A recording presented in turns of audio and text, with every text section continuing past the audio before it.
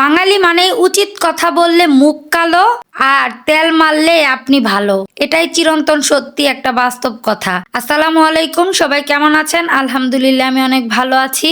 আজকের ব্লগটা সকাল থেকেই শুরু করেছি। সকালবেলা আগে আটা কাই করে নিলাম, তারপর রুটি বানাতে বসে গেছি। গতকালকের ভিডিওতে বলেছিলাম যে আমার নাতি নাতনিরা মেয়েরা এসেছে, তো আজকে অনেকগুলো রুটি বানাতে হবে। মেজো মেয়ে বলেছিল খিচুড়ি রান্না করতে, পরে নাতি নাতনিদের চিন্তা করে আর খিচুড়ি রান্না করিনি, যেহেতু নাতি নাতনিরা তারপর ওর নানা সবাই রুটি পছন্দ করে, তো বাধ্য হয়ে রুটি বানাচ্ছি। আর মেয়ে উঠে আমাকে বকাবকি করতেছে, আজকেও আপনি এতগুলো রুটি বানাচ্ছেন। তো করার কিচ্ছু নেই, নাতি নাতনিরা যেহেতু অনেকদিন পর পর আসে, নানির কাছে কিছু আবদার করতেই পারে, আর ওদের পছন্দ অপছন্দের গুরুত্ব দেওয়া আমার কাজ। তো যাই হোক, আমি সুন্দর করে নাতি নাতনিদের জন্য রুটি ভেজে নিচ্ছি একটু তেল দিয়ে। আর মেঝো মেয়ে আগেই বলে দিয়েছে সামান্য তেল দিয়ে রুটি ভাজতে, তো আমি ঢালতে গিয়ে বেশি পড়ে যায়, তারপরেও চেষ্টা করতেছি অল্প অল্প করে ভাজার জন্য।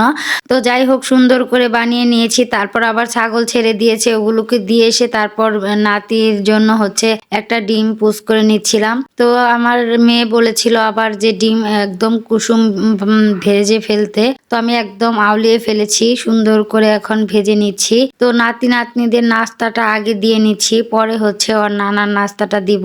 আর এদিকে চাও বানিয়ে নিচ্ছি, যেহেতু মেয়েরা তারপর আমার স্বামী সবাই চা পছন্দ করে। তো নাস্তার কাজ শেষ করে দুপুরবেলা চলে এসেছি রান্নাঘরে। চুলায় কড়াই বসিয়ে দিয়েছি, দিয়ে দিয়েছি তেল, পেঁয়াজ কুচি, আর এখন দিয়ে দিব চিংড়ি মাছ। তো চিংড়ি মাছটা এখন পেঁয়াজের সাথে একটু ভেজে নিব।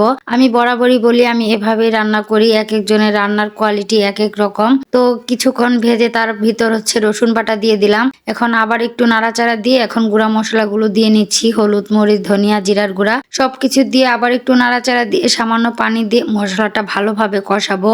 আমার কাছে যখন আমার মেয়েরা নাতি নাতনিরা থাকে, তখন আমার মন মেজাজ এমনিতেই অনেক ভালো থাকে। কাজ কর্ম বাদ দিয়ে তাদের কাছে বসে আড্ডা দিতে আমার যে কি ভালো লাগে আপনাদের বলে বোঝাতে পারবো না। তো রান্না বাড়া এগুলো তো করতে হবে, এর ফাঁকে ফাঁকে মেয়েদের সাথে একটু আড্ডাও দেই, তারপর হচ্ছে নাতি নাতনিদের সাথে ঠাট্টাই আর কি করি। এর মধ্য দিয়ে কোন দিক দিয়ে যে দিন রাত পার হয়ে যায় সেটা টেরই পাই না। তো যাই হোক, আমার শাক দেখেন একদম চিমসে গেছে আর অনেকটা কমে গেছে। আর এদিকে এখন হচ্ছে মাছ ভেজে নেব দু পেঁয়াজু করার জন্য। তো আমি তেলাপিয়া মাছ ভেজে নিচ্ছি। অনেকে আবার তেলাপিয়া মাছ খায় না, আমাদের বাড়ির সবাই আমরা তেলাপিয়া মাছ অনেক পছন্দ করি। তো অনেকগুলোই মাছ নিয়েছি, আমি মাঝখানে কন্ড করে নিয়েছি। তো এগুলো হচ্ছে সুন্দর করে এখন ভেজে নিচ্ছি। আমি কড়া ভাজা দিয়েই হচ্ছে দু পেঁয়াজুটা করবো, যাতে খেতে ভালো লাগে। তো আমার ভাজা শেষ, আর এই পাশের চুলায় আবার মশলাও কষিয়ে নিয়েছি দু পেঁয়াজু করার জন্য। এখন হচ্ছে ভাজা মাছটা দিয়ে দিচ্ছি, একটু নাড়াচাড়া দিয়ে পানি দিয়ে দিব, যাতে মাছের ভিতরেও সুন্দর করে মশলাটা ঢুকে যায়। তো পানিও দিয়ে নিলাম। এখন হচ্ছে নাড়াচাড়া দিয়ে তারপর হচ্ছে রান্নাটা করে নিব। আর হচ্ছে এখন তেলাপিয়া মাছ ভাজি করে নিচ্ছি। মেজো মেয়ে আমি খুব তেলাপিয়া মাছ পছন্দ করি ভাজি খেতে। তো সুন্দর করে বড় বড় মাছটি নিয়ে নিয়েছি। এখন হচ্ছে কড়া ভাজা দিয়েই হচ্ছে মাছগুলো ভেজে নিব। আমরা কড়া ভাজা দিয়েই মাছ খেতে ভালোবাসি। তো যাই হোক, এদিকে আবার একটু লবণও চেখে নিচ্ছিলাম তরকারির। আর এই যে মাছ ভাজি হয়ে গেছে, এগুলো উঠিয়ে নিচ্ছি।